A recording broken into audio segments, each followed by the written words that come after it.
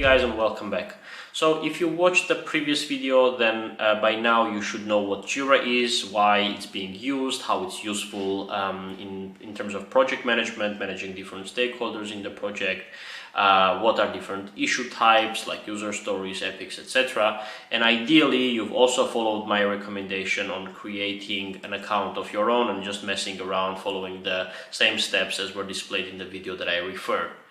It was not shown very clearly or to an extent that I would want how to create specifically bug reports. So basically how to create an issue type, just like you used like with a user story or an epic, but a bug type issue.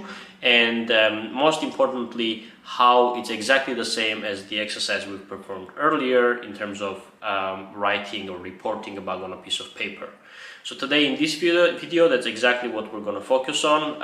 All of the components, all of the aspects of it will be the same. It's just that Jira will make your life much easier in terms of just the fact that it's just a digital tool and there is a lot of possibilities that it offers that a piece of paper would make your life very complicated if you would try to do the same things. But the concepts are still the same.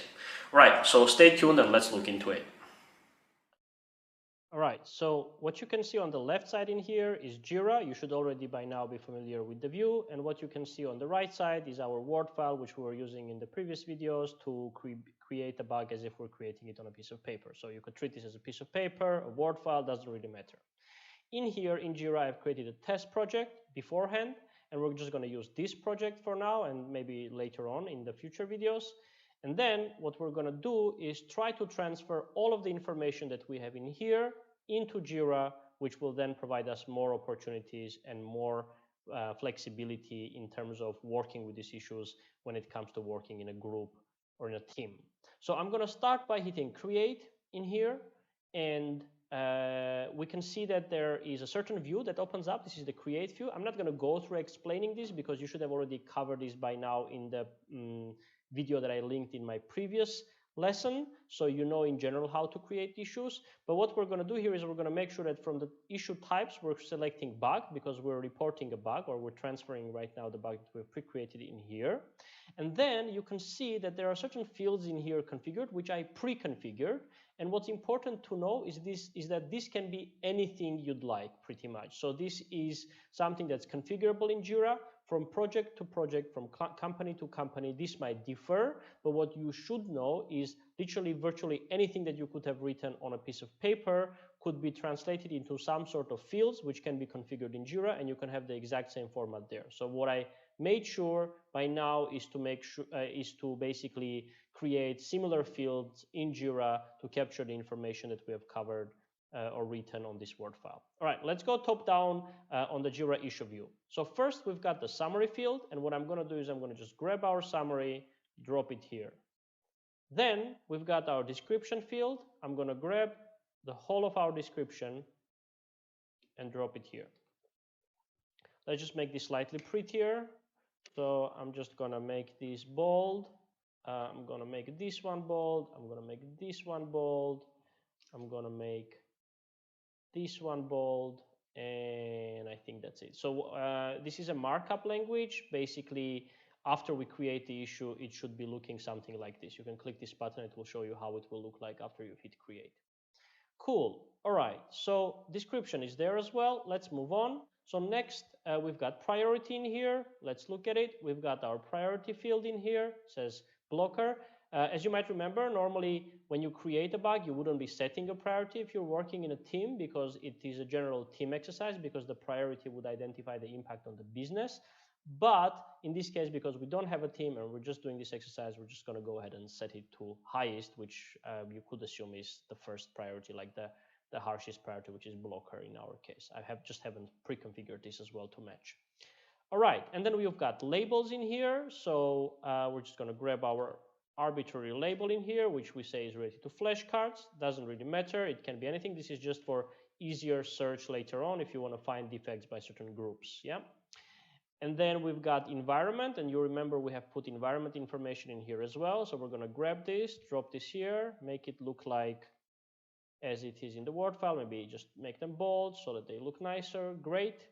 And then you've got your attachment field. Let's just for now make a simple screenshot in here and just drop it in here. I just hit Control V, basically pasting the screenshot in here, but you can also hit Browse and select any file from your computer.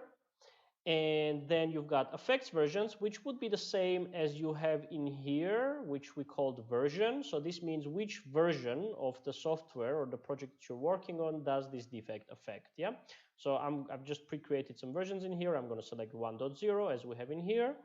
And you've got the severity field, which is here. It just happens to be at the bottom. It should really be somewhere under priority, but you've got it here. Doesn't matter. And it's also blocker, as we have written before. So I'm going to set it to blocker. And that's it. Now let's just double check ourselves.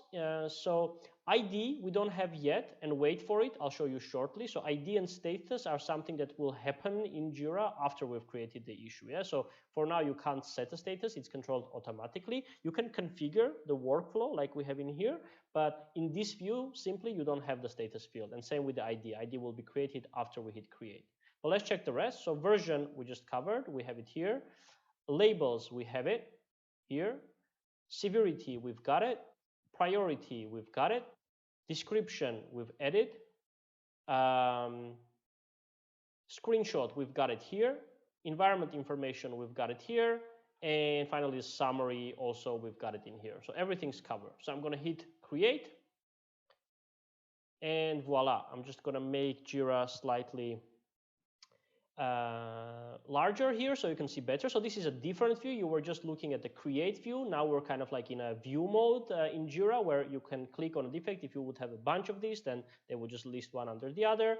And you have the view in which you can see things clearly, and you can now collaborate around this. So just as you had in the Word file, all of the fields are in here, if not even more user-friendly, because you can see Jira automatically makes the summary larger, so it's easier to read, and configures certain things to be on the right, some things on the left. It's just visually more pleasing and more kind of user-friendly.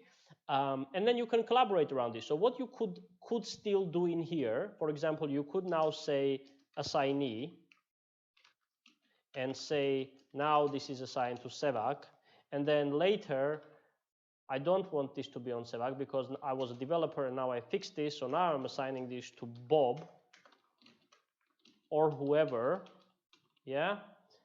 Instead of doing this, you have a field in here. I think this should pretty much already be familiar to you because you got through the previous video, but you get the idea. So you have an assignee field here. You can set it up. And so now the ID, you can see here, it was automatically created. I just created some issue type earlier for testing. And now you've got TP2, which would be your kind of like 001. Jira just automatically assigns the format to the ID. And you've got your statuses in here, and you can play around. You can move it to different statuses. Then you can filter, search tickets by status, etc., instead of having to scratch over in here and write another status and so on and so forth. Alright, thanks for following along, guys. I hope the video was helpful to you, especially in the context of understanding that reporting a defect on a piece of paper or any form, any raw form, is no different in terms of quality of the work that you can do than using a project management tool or an issue tracking tool. It's just that it makes the lives of everyone, including you, much easier to use a tool which has a bunch of capabilities, which if you were to go with a piece of paper, it would be very hard to achieve the same things, where here you can just do it in a matter of clicking the mouse, and that's pretty much it. So in the next video, what we're going to be doing is exactly the same thing, but now with test cases. So in one of the previous videos, we covered what test cases consist of, how to write them correctly, how to write good quality test cases, and how to think in a way so that you can come up with actual meaningful test cases. And what we're going to do is simply see that the same concepts and the same parts and elements that we explored on a Word file earlier are exactly applicable also in a test case management tool or a test case tracking tool, just like with defects. So great job done this far, guys. You're very close to completing the course, and we're very close to starting to explore your CVs, building your CVs, and starting to look into the markets and starting to look into the interviewing process to get you to your next job. Stay tuned, and I'll be seeing you next time.